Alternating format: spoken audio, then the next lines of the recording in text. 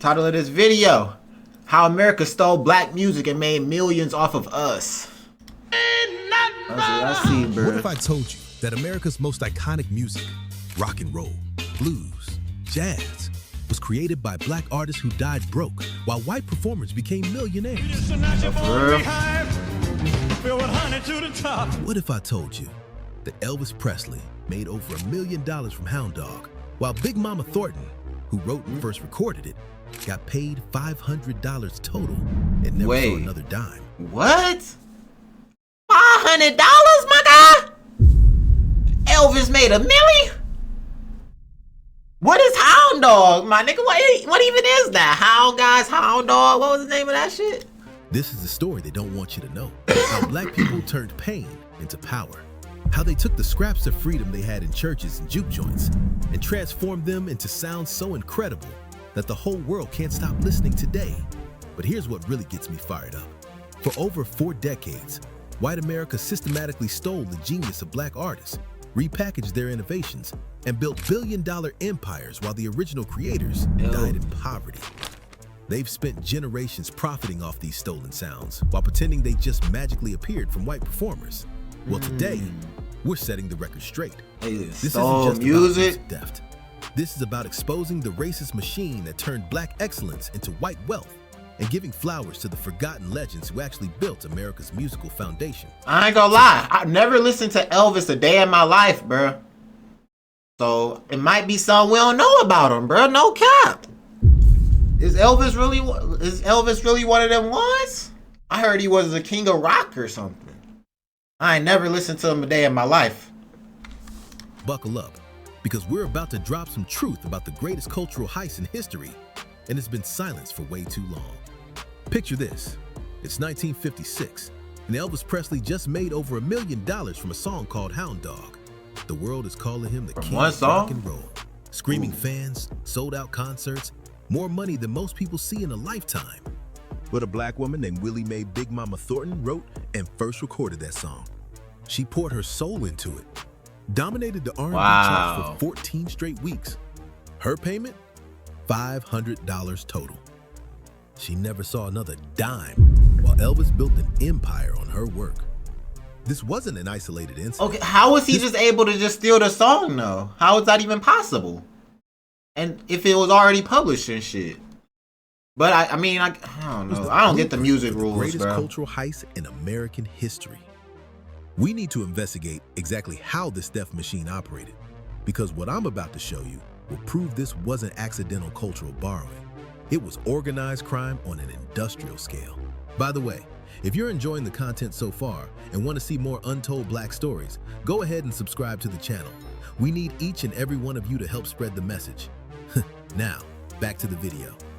Record labels operated like organized crime syndicates, but with 3-piece suits and legal contracts. Major labels like RCA, Columbia, and Capitol didn't just stumble into cultural appropriation.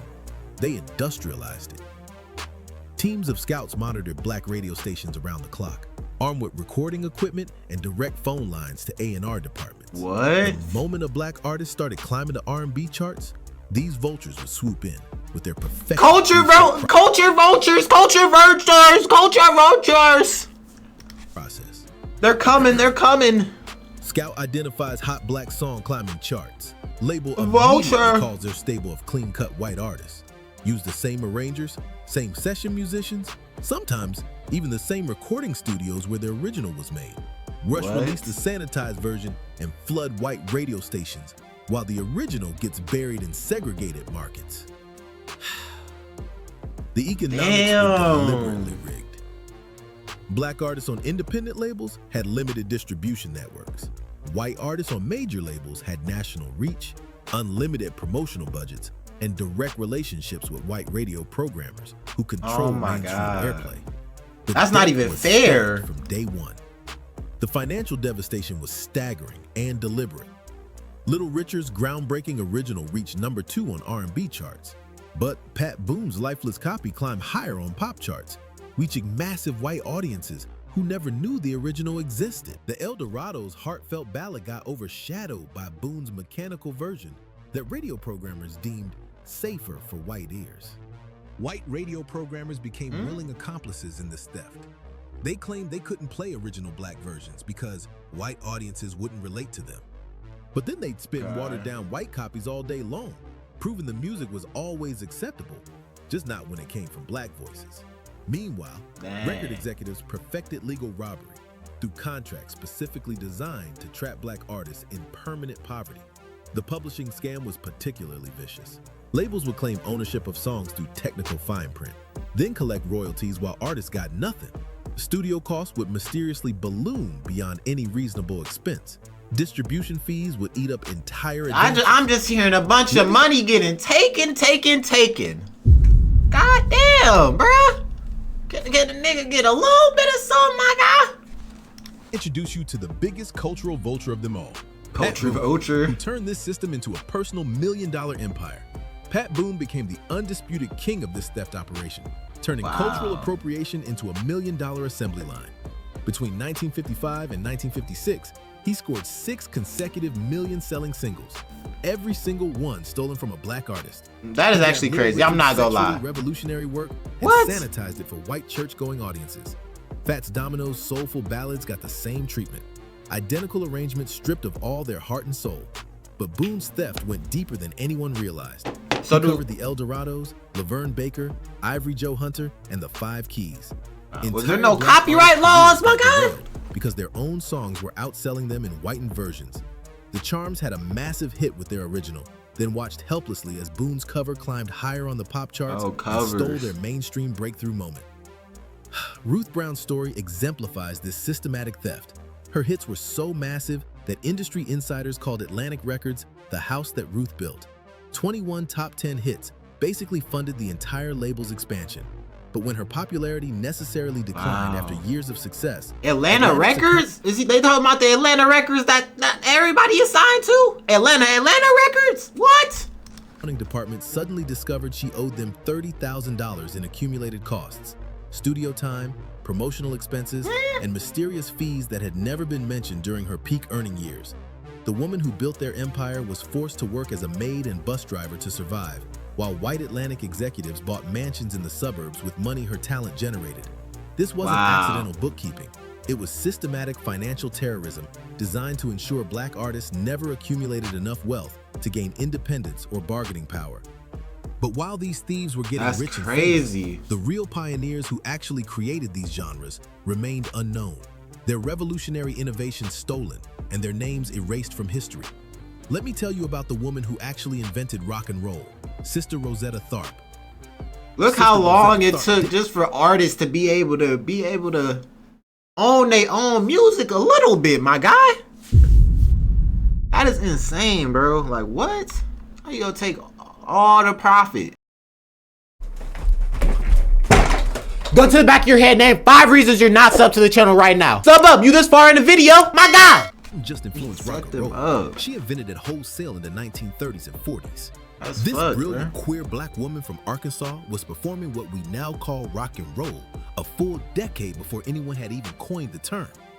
She was the first person to use electric guitar with intentional distortion, turning what others saw as equipment malfunction into artistic innovation. Her guitar solos were revolutionary, complex melodic passages that became the blueprint every rock guitarist would follow. But Tharpe's innovations went far beyond technical skills.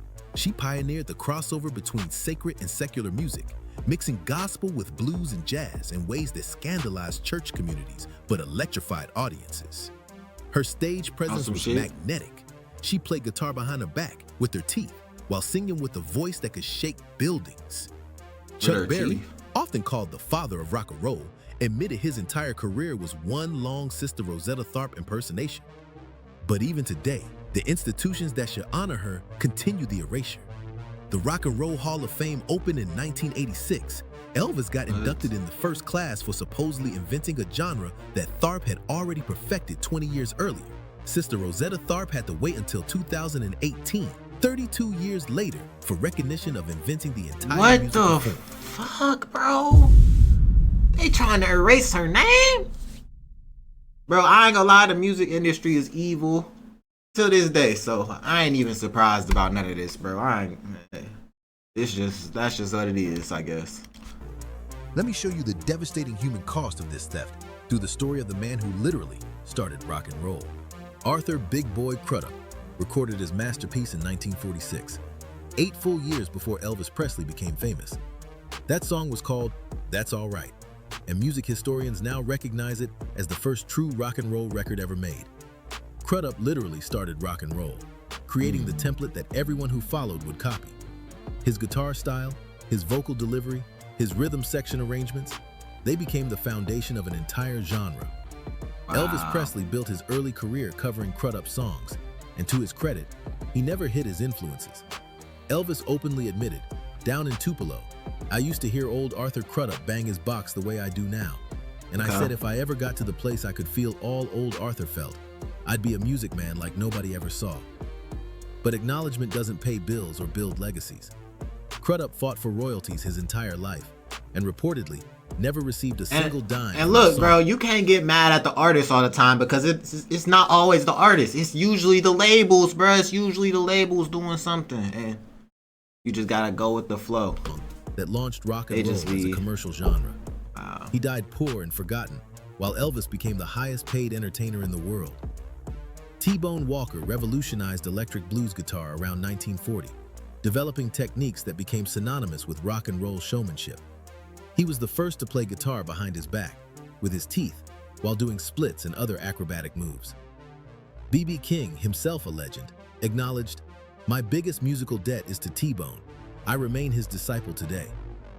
But when Chuck Berry and later Jimi Hendrix used these same techniques, they got credit as innovative performers, while Walker remained largely unknown outside blues circles. But none of this theft could have happened without an entire media infrastructure designed to promote white faces while systematically excluding black creators. We need to understand how television, radio, and the music industry work together to make this cultural heist possible. Television and radio operated under coordinated apartheid policies. American Bandstand, supposedly the show that brought rock and roll to America, systematically excluded black teenagers. The Philadelphia Tribune published 7 editorials documenting how staff were instructed to screen all applicants by their last names. Less chance of picking Negroes that way.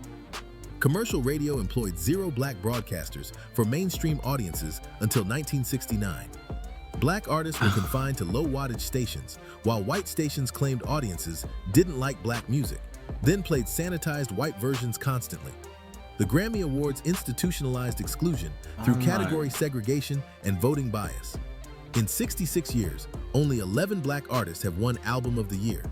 Dude, look how much was stacked against, like, that just is insane, bro. Just so much stacked against it. Like, it's wow. 2020, black artists received just 26.7% of nominations, despite representing over 38% of Billboard Hot 100 artists. The last black winner, Herbie Hancock in 2008, for covering Joni Mitchell songs. But not everyone went quietly. Some heroes fought back against this theft machine, and that's why you gotta push through stuff, man. Laverne Baker launched the first major legal counterattack in 1954. When Georgia Gibbs recorded a note-for-note copy of Tweedledee that hit #1, while Baker's original peaked at 14, Baker sued for $250,000. Her brilliant psychological warfare? Taking out a life insurance policy, naming Gibbs as beneficiary, declaring, "Annoyed. If anything happens to me, you're out of business." Though she lost the lawsuit, Baker petitioned Congress to make note-for-note copying illegal. Her fight triggered federal investigations of industry theft practices and changed the legal landscape for future artists. Ruth Brown's decades-long battle against Atlantic Records culminated in 1988 when she forced them to contribute $2 million to the Rhythm and Blues Foundation. Her victory exposed the systematic nature of the theft and set precedent for other artists seeking justice. But the theft didn't end in the 1960s. It continued today in different forms, and most people still don't know the real creators of American music. We have the power and responsibility to change this narrative by sharing these stories and ensuring the next generation knows the truth. This was cultural colonialism, systematic theft that extracted billions. Nigga said cultural colonialism. No, that's insane. I'm not gonna lie. Stealing this much music, my guy. Hey. And word for word is like kind of crazy. Like I feel like you could cover some shit, but word for word, bro.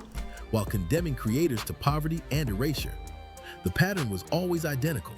Black artists created innovations, white performers copied them, copy-aggregated media promoted copies, history books forgot originals. Sister Rosetta Tharpe, Big Mama Thornton, Arthur Crudup, Robert Johnson, Louis Jordan, Ruth Brown, Laverne Baker, these names should be household words. These legends built the foundation that all American popular music still rests on. Wow. Every guitar solo traces back to Sister Rosetta Tharpe. Rock and roll was born in black churches and juke joints. The blues came from Robert Johnson's musical language that everyone else just learned to speak. Share this video.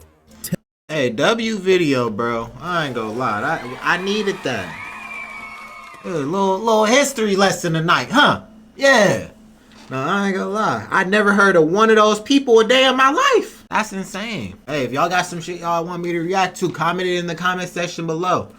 Also, sub to the channel and like the video if you enjoyed the reaction and shit like that, shit of that nature. And come over to the Twitch, Nate Ramon, if you want to be part of these reactions, bro.